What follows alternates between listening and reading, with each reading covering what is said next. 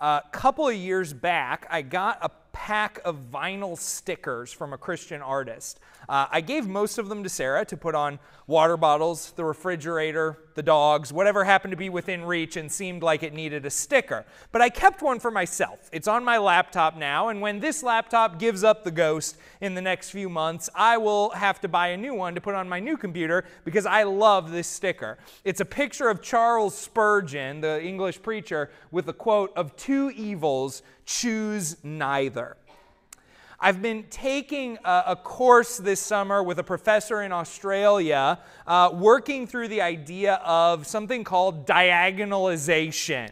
I know, big, weird academic word alert, but it's basically the idea that often the world offers us two choices.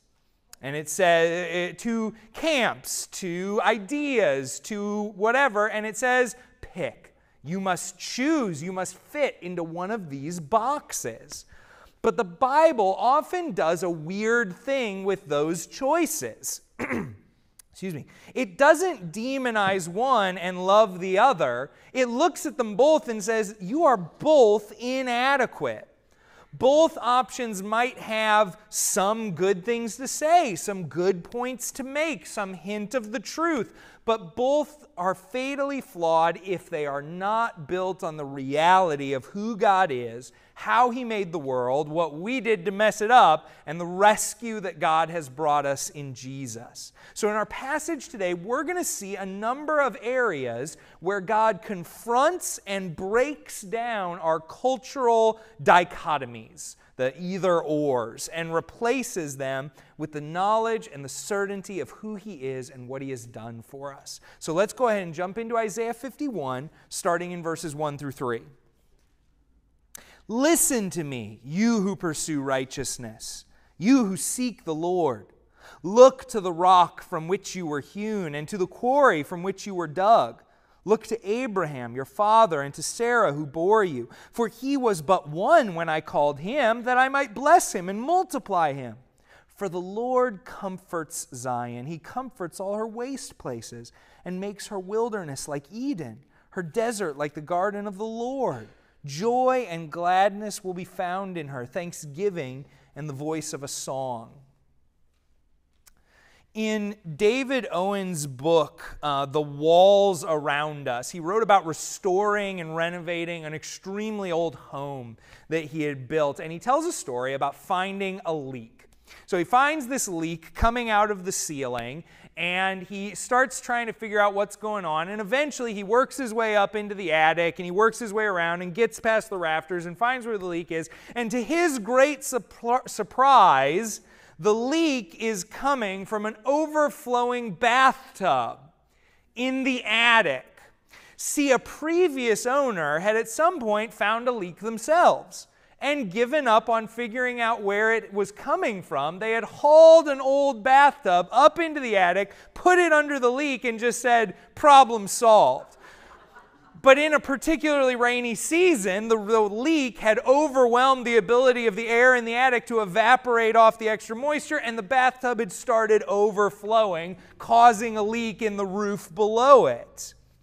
Sometimes we try to fix problems without really understanding or trying to understand where they came from in the first place. And sometimes we see good things in our lives and we don't stop to be grateful for the many steps it took those blessings to reach us.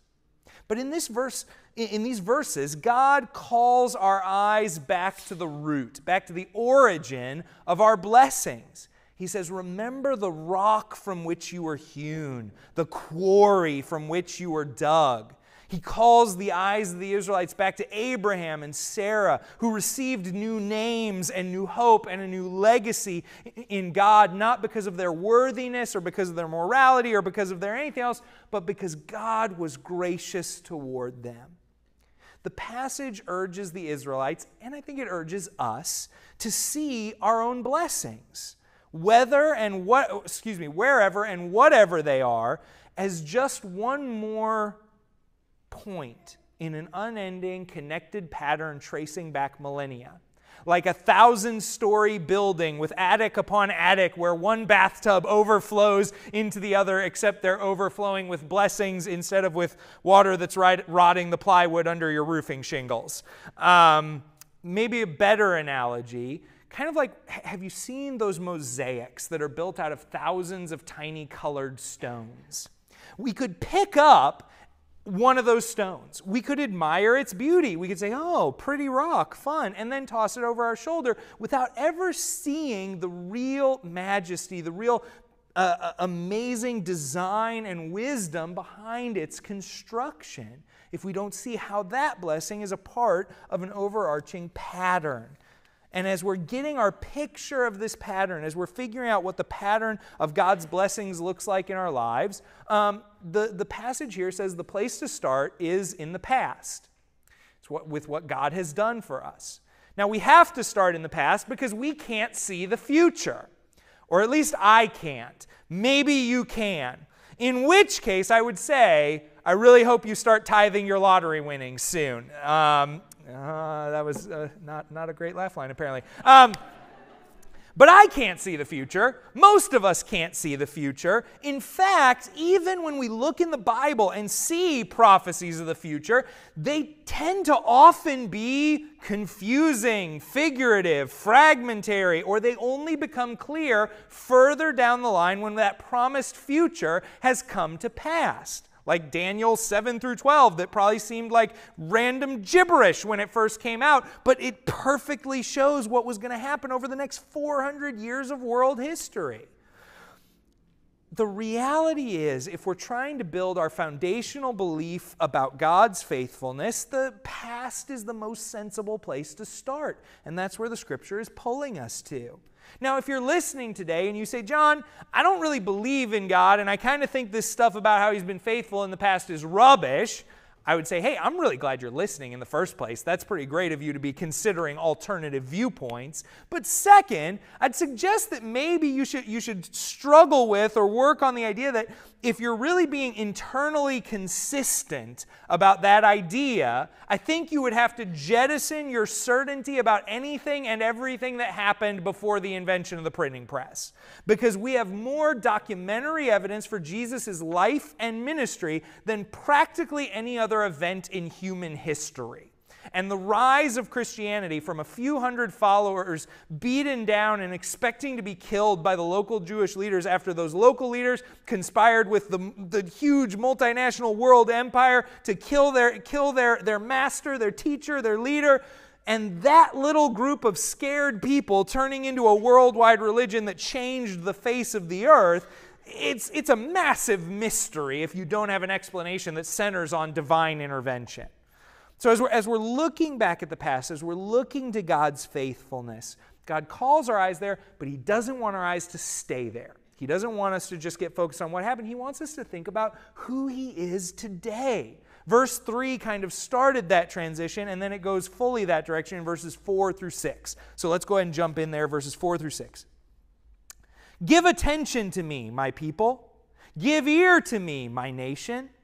For a law will go out from me, and I will set my justice for a light to the peoples. My righteousness draws near, my salvation has gone out, and my arms will judge the peoples. The coastlands hope for me, and for my arm they wait. Lift up your eyes to the heavens, and look at the earth beneath.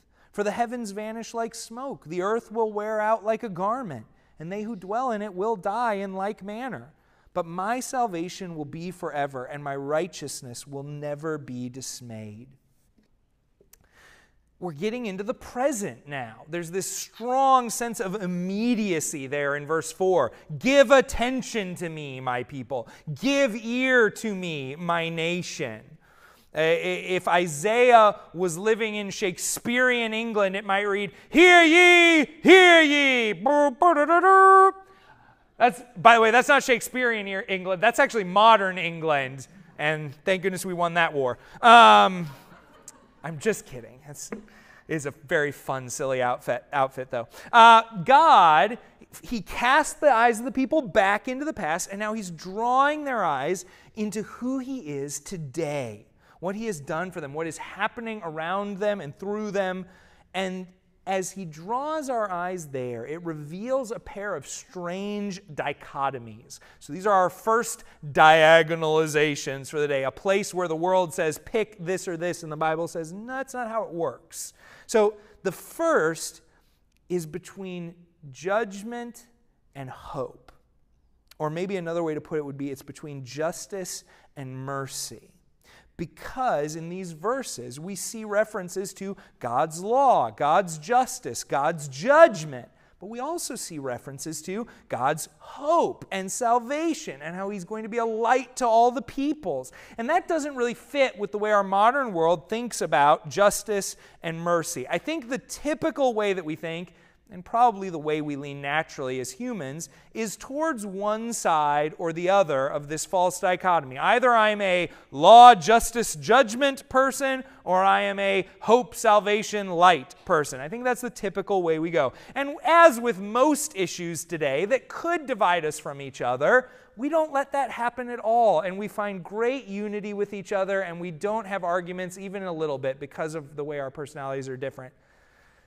That's all false. We find great ways. Everybody's going, hey, that's a little crazy. No, this divides us all the time. We're as people, we're looking for more things to break us off from one another. We lean into it. We demonize the other side, from whichever side of that apparent dichotomy we tend to stand on. If I'm a justice person, they're unrealistic. They're naive about human nature. They're going to make the world worse because they aren't treating things the way they actually are. And if I'm a hope, light, mercy person, they're a bunch of jerks. They hate other people and they just want to be in control of them. They're a bunch of little dictators over there. We find these ways to split off from each other. But remember, diagonalization, the Bible, the way Scripture looks at the world, looks at both of these possibilities and says, no, these are inadequate foundations for you to build on. Because both of these things are outward-facing ideologies. They might be good at diagnosing, sometimes even correctly diagnosing, the faults and failings and weaknesses of everybody else's views.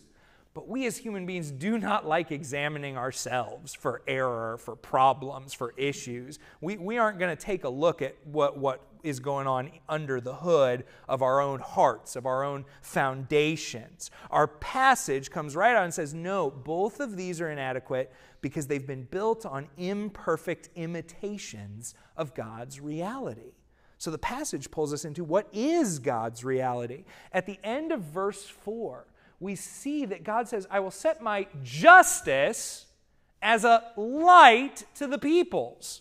So he's got those two dichotomy and is grabbing together. And then again in verse 5, it says he will judge the peoples, but the coastlands hope for me. That's not two different groups of people, and he's saying, I hate you and I love you. It's not the old Star Trek episode where he's trying to break the robots. That's not what's happening. This is the same group of people. And he's saying there is judgment, there is also hope at the same time.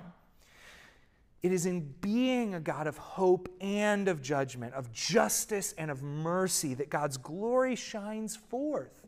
I think there's something inside of us as human beings that gets the idea of a vengeful, petty God, or a God of like pure justice and law. Look back at Greek mythology. It was filled with nothing but deities who were petty and vengeful and only in it for themselves, and they were going to smite you as soon as you did something they didn't like.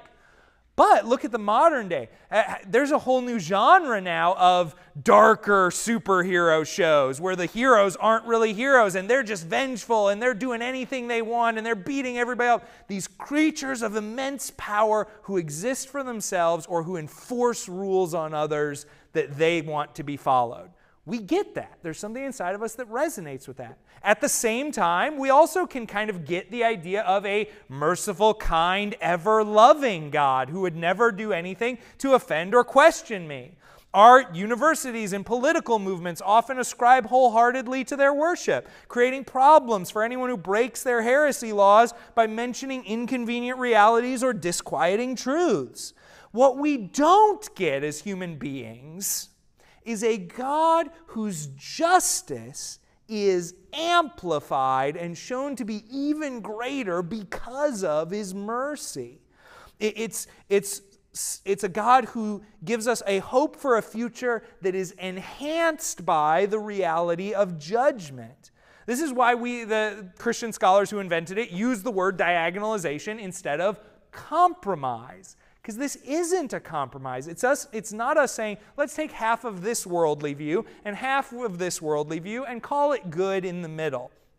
It's not what's happening. Tim Keller talked about this all the time, how Christians are often accused of being kind of that third party, wishy-washy, in the middle, trying to create compromises. And he said it's not actually because Christians are usually in the middle, it's that we just don't line up with the sides. You can't put them in a box, and so the only place that people can say is, well, they must be somewhere over there in the middle. And Keller said, no, we're trying to stand on the Bible, and sometimes that's going to mean that we say none of these options are good enough because they don't really fully reflect who God is and how he made the world. So there's a second dichotomy here too. So first we see God giving us a dichotomy about who he is. He is justice and mercy. He is judgment and love and hope at the same time. But there's a second dichotomy about kind of our purpose as human beings and how God gives that to us in verse 6. So in verse 6 we get both the clear temporariness of the world we live in. That's not a word, but we're going to go with it today. So the world is temporary. The heavens vanish like smoke. The earth wears out like a garment. They who dwell in it will die in like manner. Everything disappears. But he also gives us this permanence. My salvation will be forever. My righteousness will never be dismayed. In our world, we tend to lump into one of two groups here. One group is the group of legacy. We have a ton of different ways we see legacy as human beings. One that was very popular in the Christian culture that I grew up in was the idea of the Joshua generation. I was part of the Joshua generation. The idea was that we theologically conservative Christians would have as many kids as humanly possible, raise them in the faith, and then launch them out into the world like an arrow aimed at the heart of the devil's schemes for humanity.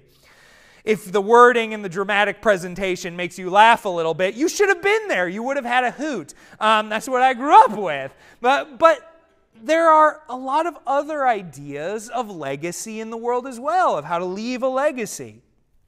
Maybe you think, I'll leave a legacy by amassing wealth so that my kids and grandkids will not know want or lack because of my wise collection of assets or financial decisions. Maybe you think, I'll leave a legacy by advocating for or accomplishing legislative priorities on my side of the political argument.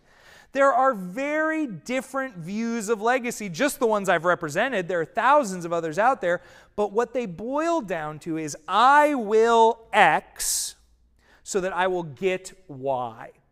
I will do this thing and it will produce this lasting outcome that I want to achieve. It's kind of a karmic view of the universe. If I do this good thing, this good result will automatically happen and there's nothing in the middle that can get in the way.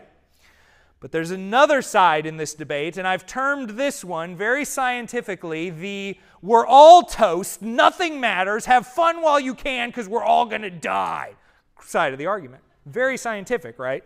Very academic on either side here. This one is the one that finds expression in the philosophical writings of Friedrich Nietzsche. I feel like someone with that name sounds like they're going in this direction. He developed the idea of nihilism, that nothing matters, that there's no sense in life, and so why would we even seek something like ultimate truth or morality or good and evil when nothing matters? I found this great Nietzsche quote, but I'm questioning its legitimacy. You guys can maybe help me. I wasn't sure what day it was because life is meaningless. Turns out it's Thursday, but the thing about life still applies. I don't know about you guys. I kind of feel like this might be one of those don't trust the internet automatically moments. I don't know if that's a real Nietzsche quote. But the idea that he got across was that idea of everything is meaningless. It's purposeless. Don't be looking for a deeper meaning. You can't find it. So first you've got the group over here that says, I will do X and I will get Y out of it and nothing will mess it up in the middle. Then you have the group over here saying, Forget what's in the middle. You can't make anything happen. Just go crazy. Have fun. Don't worry about it. But here in verse 6, God pulls us back from that. Because I think if we think about these modern philosophies, both the legacy crowd and the meaninglessness crowd are just reinterpretations of ideas that have been around forever. In fact, they're kind of secular cultural ways of expressing or of wrestling with ideas that we find in the Bible. The Nietzschean confusion and chaos and meaninglessness. Think about the wisdom literature in the Bible. Does this sound like a specific book of the Bible? Everything is meaningless. Everything is, perhaps vanity. Does anybody know the name of that book of the Bible? Ecclesiastes. There's a whole book of the Bible that dives into, hey, how do I handle the fact that the world is chaos and confusion and I don't know why stuff is happening sometimes? But is there also a book of the wisdom literature that focuses on, hey, you should work hard, you should accomplish things, you shouldn't be lazy, you should be wise, in fact? Proverbs. The Bible is already dealing with these things, and both of these secular versions of them have some elements of truth. We should work hard and be wise and do the best that we can. And there are times in life where we can't see meaning or purpose to what is happening to us or going on around us. But when they are separated, when you break those realities off from their biblical foundation and start pushing them out on their own, they go from being ideas to idols. Because now that's the thing that I'm chasing. That's the thing that's going to get me what I want. And they start dragging us away from God's truth instead of pointing us towards it. But here God says so clearly, He says, neither of these are right. Because yes, what you build on earth will not last, but something will. It rejects both the idea that I can just build, I can make the right things happen and go the way I want to go, and it rejects the idea that there's no point to any of it. You can't keep any of it, forget it all. It says we can have a legacy. In fact, we can have an outsized, eternal legacy, but it's only by building on the things that will never change. And here we're told that those things are God's salvation and God's righteousness. And this is where we get into the heart of the gospel. Everything else changes, but those will not. And that's why when God created the world, it was out of His unchanging love. And when we rebelled and fell, His love for us did not fail, it did not falter, it did not change, but rather God's eternal, unchanging plan of salvation was already rolling into effect. From the very first promise to Eve after the fall that one of her descendants would one day crush the head of the serpent, who had planted the terrible lie in the heart of humanity that God doesn't love us. That against that lie would come Jesus, God made man, experiencing pain and suffering and loss and hurt and grief. And the only reason you do those things voluntarily is that there is something else that you love, and you can protect it or claim it by your trials. And Jesus, in His death and resurrection, holds out to us the opportunity for us to receive the unchanging righteousness of God that washes away and replaces entirely our robe of sin and brokenness that we naturally wear. And then if we accept that unchanging salvation, it changes the way we engage with the world. So let's drop into verses 7. We'll do 7 through 11, but we're going to start with 7 through 10. Listen to me, you who know righteousness, the people in whose heart is my law. Fear not the reproach of man, nor be dismayed at their revilings. For the moth will eat them up like a garment, and the worm will eat them like wool. But my righteousness will be forever, and my salvation to all generations. Awake, awake, put on strength, O arm of the Lord. Awake as in the days of old, the generations of long ago. Was it not you who cut Rahab in pieces, who pierced the dragon? Was it not you who dried up the sea, the waters of the great deep, who made the depths of the sea a way for the redeemed to pass over? We'll put a pause there and come back to verse 11. We find one last dichotomy in these verses. We tend to lean towards one of two poles here. The pole represented in verses 7 and 8, and then the one in verses 9 and 10. The first pole is confidence, power, certainty, pride. And the second pole is inadequacy, helplessness, powerlessness, hurt. we tend to fall into one of these two as our default response to the things that happen to us in life. Don't hear what I'm not saying. Sometime, for all of us, we will have some cases in life where we fall into both of these, but I think most of us have a way that we tend to lean. When a hard thing happens, I lean towards X or Y. And we can see these different approaches in our lives, confidence and kind of helplessness here. And I'm going to step out on thin ice a little bit here, but I think we see these different approaches in a lot of the political climate around us so clearly. We have the loudest voices sometimes on one side of the political spectrum yelling, "We are the greatest! This is the greatest! We are the best! There's nothing wrong with us ever! Why would we need to think about problems from the past? Get it out of here! We are awesome!" I sang, "Everything is awesome." The first service for the kids. It's the everything is awesome argument. But on the other side of the political spectrum, we often get the loudest voices on the other side saying, let's measure how much hurt each of us have gone through, how little power we have had, and let's decide how we live our lives and structure our society based upon that.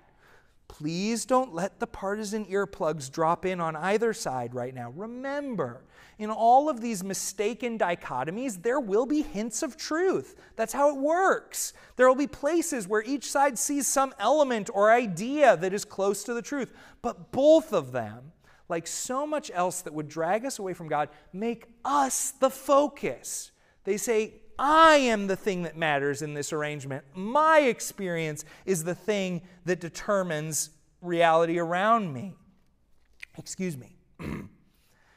Neither of them are looking at our relationship with God as the primary driver of how we look at the world.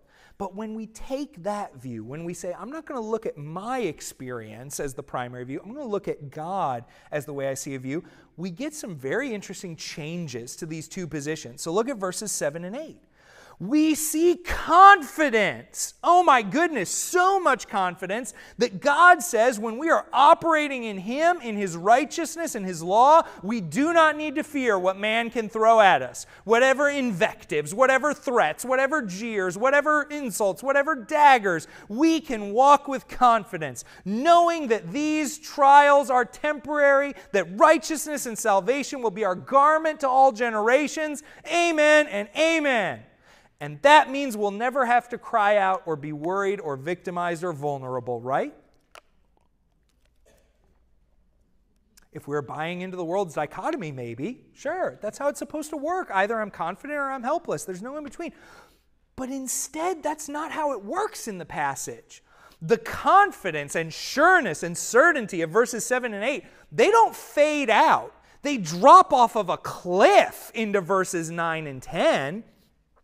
It says, awake, O God, put on your strength. God, help us, save us. It's a desperate plea for help. When you read there about Rahab and the dragon, that's not a specific person and creature. It's references to Israel's great enemies of the past, to Egypt and the Canaanites, and also, funny thing I learned this week, in ancient Near Eastern society, dragons especially were often a reference just to the brokenness of creation around us, because you blamed the dragon for whatever bad thing happened that you don't know why.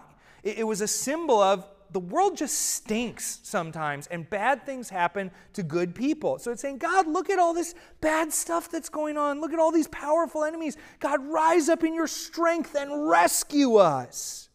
And does the Bible condemn them for their cries for help? After all, it just said, hey guys, you won't have to worry about any of your enemies. If you're walking with God, none of it will ever harm you. And then they immediately turn around and say, God, help us. We're so vulnerable. This is so scary. Does it say, maybe back to that medieval crier, how dare you, O ye of little faith? Why do you not believe? No, it doesn't. They are called to be confident and to be open about their brokenness. And that confidence in God, that openness about their own brokenness, about their own need, their own fears, in that we find a promise that closes out our passage that is better than anything that either side of that worldly dichotomy could offer us. So let's read verse 11. And the ransomed of the Lord shall return and come to Zion with singing. Everlasting joy shall be upon their heads, and they shall obtain gladness and joy, and sorrow and sighing shall flee away. I started writing my summary of this verse this week, kind of trying to find, okay, where are the deep parts? Where are the things that we can plumb? Where's the thing where I can explain a little bit better to really pull out its hope? And I couldn't do it. It's too good. The news is too great here that we can be open about our brokenness, but still confident in God's goodness and in who He has called us to be, and that the end point of a life that we live like that is, and the ransomed of the Lord, that's us, that's those that He paid the price for, those that He has ransomed from the price of our sins.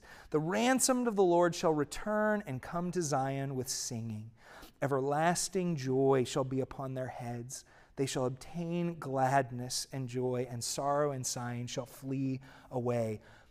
I hope you've heard more than ideas this morning. I hope you've heard a vision of reality that the Bible is presenting and a promise for the future that makes the pale imitations of this world unacceptable.